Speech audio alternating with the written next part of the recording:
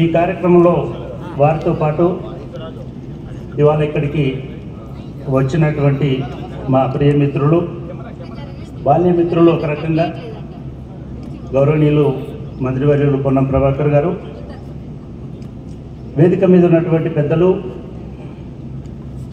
గౌరవనీయులు ముఖ్య కార్యదర్శి గారు, ప్రధాన కార్యదర్శి, రాష్ట్ర ప్రధాన కార్యదర్శి గారు శ్రీమతి శాంతికుమారి గారు,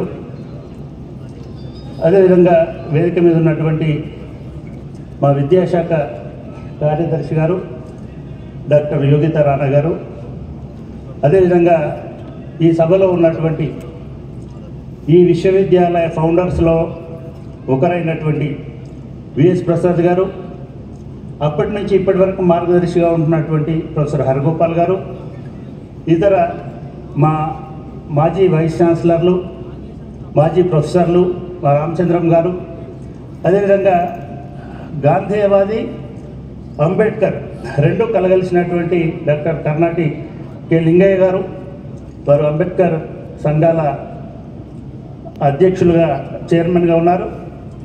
అదేవిధంగా ఈ కార్యక్రమంలో ఉన్నటువంటి ఇతర ఐఏఎస్ అధికారులు, మిత్రులు, మా ప్రొఫెసర్లు, ఉద్యోగులు, ముఖ్యంగా మా విద్యార్థులందరికీ స్వాగతం, సుస్వాగతం. అలాగే మీ అందరికీ రిపబ్లిక్ దినోత్సవ పర్వదిన శుభాకాంక్షలు. దేశమంతా ఇవాళ ఒక్కరోజు రిపబ్లిక్ డే జరుపుకుంటుంది, పర్వదినంగా జరుపుకుంటుంది. మేము ఒక్కరోజే 3 రకాల పర్వదినాలు జరుపుకుంటాం. దానిలో మొదటిది మీ అందరితో పాటు 76వ గణతంత్ర దినోత్సవం జరుపుకోవడం అయితే, రెండవది ఆ గణతంత్ర దినోత్సవ కారకులైనటువంటి డాక్టర్ బిఆర్ అంబేద్కర్ గారి ఒక మహావిగ్రహాన్ని ఈ జూబ్లీ హిల్స్ కొండల మీద దాదాపు ఒక 25 అడుగుల ఎత్తులో 15 అడుగుల విగ్రహాన్ని ఇవాళ మేము స్థాపించడం జరిగింది. గౌరవనీయుల ముఖ్యమంత్రి గారు దాన్ని ఇందాకే ఆవిష్కరించడం జరిగింది. ఇది మొదటిదైతే, రెండవది ఇవాళ ముఖ్యమంత్రి గారి చేతుల మీదుగా ఒక 4 కొత్త భవనాలకి మేము శంకుస్థాపన చేసుకోవడం జరిగింది.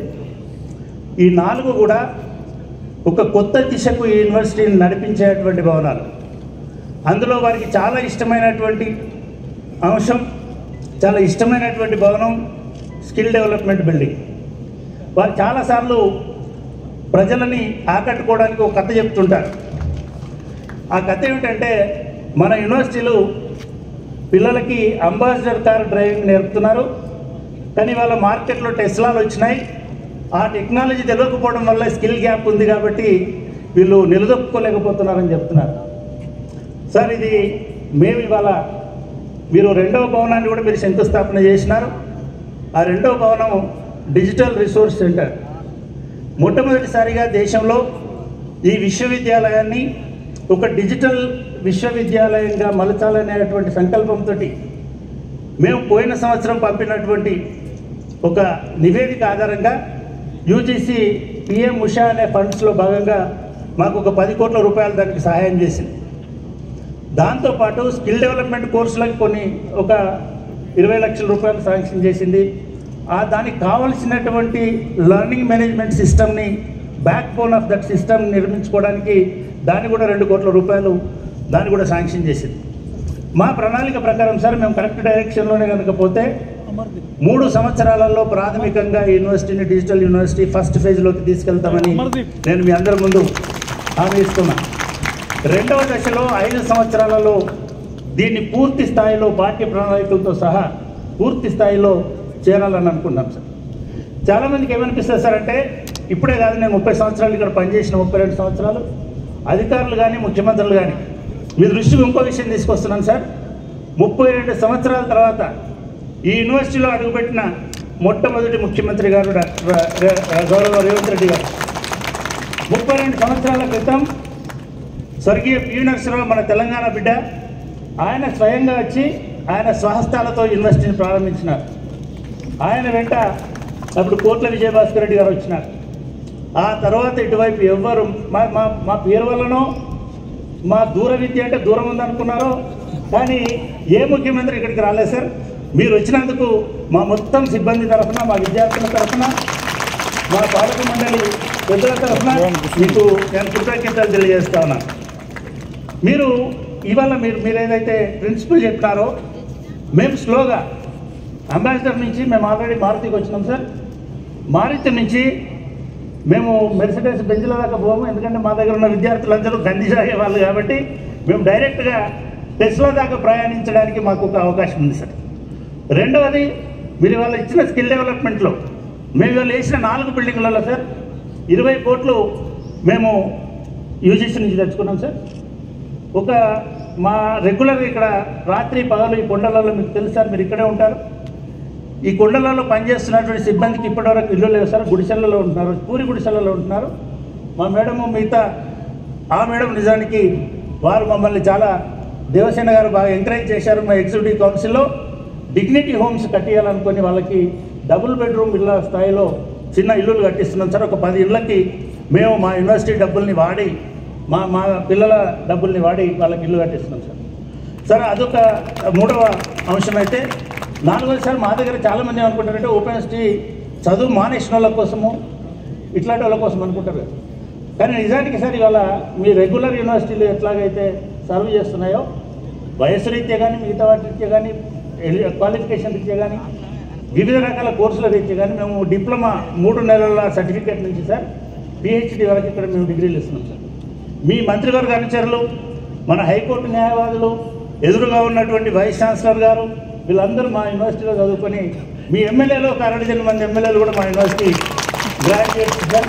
ఇవాళ మేము గర్వంగా చెప్పుకుంటాం, చాకలి అల్లమ్మ యూనివర్సిటీ వైస్ ఛాన్సలర్ మా విద్యార్థి ఇక్కడ డిగ్రీ చదువుకున్నారు. అక్కడి నుంచి మొదలుపెట్టి చాలామంది ఐఏఎస్లు కూడా ఇక్కడ నుంచి వెళ్ళినారు సార్. ఇది కూడా on par with other universities. ఇక్కడ కూడా మనకు రెగ్యులర్ యూనివర్సిటీలలో ఎంతమంది ఉన్నారో మీరు నమ్మరు సార్. ఎవ్రీ ఇయర్ మాకు 1,20,000 అప్లికేషన్లు సగటున 1,20,000 మంది మా కోర్సులో చేరుతారు. వాళ్ళలో అతి పేదలు, బ్రాహ్మణులు ఇట్లాంటి వాళ్ళు ఉంటారు సార్. మేము ప్రతి గ్రామంలో మీరు ప్రతి తాలూకాలో ప్రతి మండలంలో మా స్టడీ సెంటర్ ఉంటుంది సార్. ప్రతి ఊర్లో మా స్టూడెంట్ ఉంటారు. నేను చాలా గర్వంగా చెప్తాను సార్. 2 రాష్ట్రాలలో ప్రతి ఊర్లో మా స్టూడెంట్ ఉంటారు సార్. మా లక్ష్యం ఏమిటంటే మీరు పూర్తి నివేదిక పంపించమన్నారు, నేను దాన్ని కూడా పంపిస్తాను సార్. మా ప్రణాళిక ప్రకారం ఒక 10 కోట్ల రూపాయలు మాత్రమే దానికి అవసరం అవుతాయి. ఇక్కడ హాస్టల్స్, డార్మెటరీస్ కూడా కట్టించి మేము 365 డేస్ ఆ ట్రైనింగ్ ప్రోగ్రామ్స్ చేసి రాబోయే 5 సంవత్సరాలలో ఒక 50,000 మంది స్కిల్డ్ గ్రాడ్యుయేట్స్ మీకు అందిస్తాం. అదొక మనవి సార్. రెండవది, మీకు తెలుసు మనం చాలా డీటెయిల్గా డిస్కస్ చేసాం సార్. బైఫర్కేషన్ అనేది పెండింగ్లో ఉన్న ఒకే ఒక యూనివర్సిటీ డాక్టర్ బిఆర్ అంబేద్కర్. మా లెక్క ప్రకారం ఒక 500 కోట్లు మనకు ఆంధ్ర ప్రాంతం నుంచి రావాలి.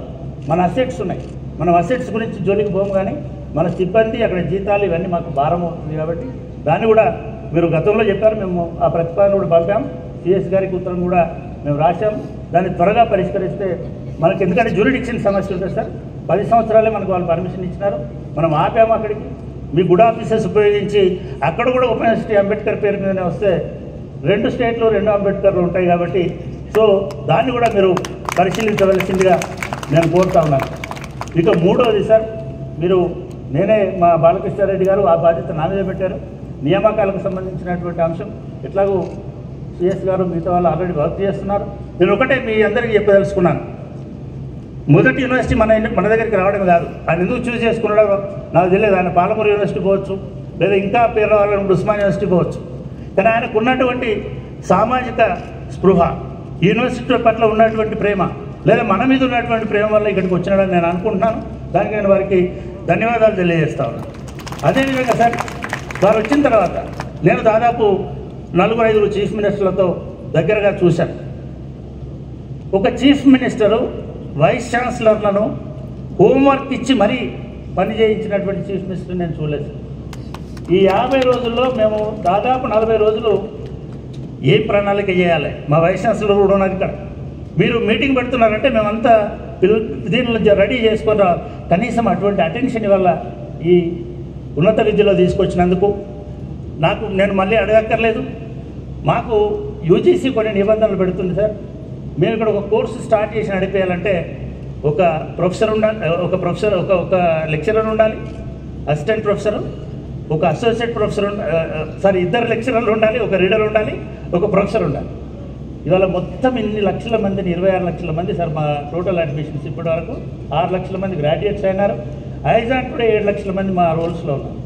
24 మంది టీచర్లు, ప్రొఫెసర్లు 24 మంది, 94 మంది టీచర్లు ఉండాల్సినటువంటి యూనివర్సిటీలో 24 గత నిర్లక్ష్యం 20 సంవత్సరాల నుంచి జరిగింది సార్. మీరు దాన్ని సరిదిద్దేటువంటి దిశలో ఉన్నారని మాకు అర్థమైంది. నేను ఒక చిన్న విన్నపం సార్, పెద్ద యూనివర్సిటీలకు 500-600 వేకెన్సీస్ ఇవ్వాల్సి వస్తుంది, మాకు 100 ఇస్తే చాలు. చిన్న యూనివర్సిటీలకు అన్నిటికీ ఫుల్గా ఎంత ఖాళీ ఉంటే అంత ఇచ్చేసేయండి సార్. దాంతో అన్ని యూనివర్సిటీలు నిలదొక్కునే అవకాశాలు ఉంటాయి. అది పాలమూరు కావచ్చు, నిజామాబాద్ కావచ్చు, కరీంనగర్ కావచ్చు, మాలాంటి 2 స్టేట్లకు పనిచేసేది ఉండాలి. దయచేసి అది ఒకటి పరిశీలించండి. ఇంకో 2-3 ఉన్నాయి కానీ మీ దగ్గర ప్రస్తావించాల్సిన విషయాలు కాదు. మీ అధికారులతో నేను అవి మాట్లాడి నేను దాన్ని రిజాల్వ్ చేసుకుంటాను. మరొకసారి మీ అందరి సమక్షంలో రేవంత్ రెడ్డి గారికి, మాన్య ముఖ్యమంత్రి గారికి నేను ధన్యవాదాలు తెలియజేసుకుంటూ, ఇదేసారి యూనివర్సిటీ మొక్క నాటింది అప్పటి పివి నరసింహారావు గారు. దీనికి రూపకల్పన, ఆ ఎడ్యుకేషన్ పాలసీని డైరెక్ట్ చేసింది ఇందిరాగాంధీ గారు. అదేవిధంగా రాజీవ్ గాంధీ గారు దీన్ని ఒక మోడల్గా తీసుకొని ఇందిరాగాంధీ నేషనల్ ఓపెన్ స్టేజ్ ఇక్కడి వైస్ ఛాన్సలర్ని తీసుకెళ్ళి అక్కడ ఢిల్లీలో చేసినారు. ఈ యూనివర్సిటీని అన్ని రకాలుగా కాపాడవలసింది, మమ్మల్ని వెన్నుదట్టి నడిపించవలసింది, ఈ యూనివర్సిటీ అభివృద్ధికి, భవిష్యత్తుకి ఒక దారి చూపవలసింది ఈ రాష్ట్ర ముఖ్యమంత్రిగా మీరు అని చెప్తూ, నాకు మీతో ఉన్నటువంటి ఈ చనువుతో 4 మాటలు మాట్లాడినందుకు, నాకు అవకాశం ఇచ్చినందుకు ధన్యవాదాలు తెలియజేస్తూ ముగిస్తున్నాను. Thank you sir.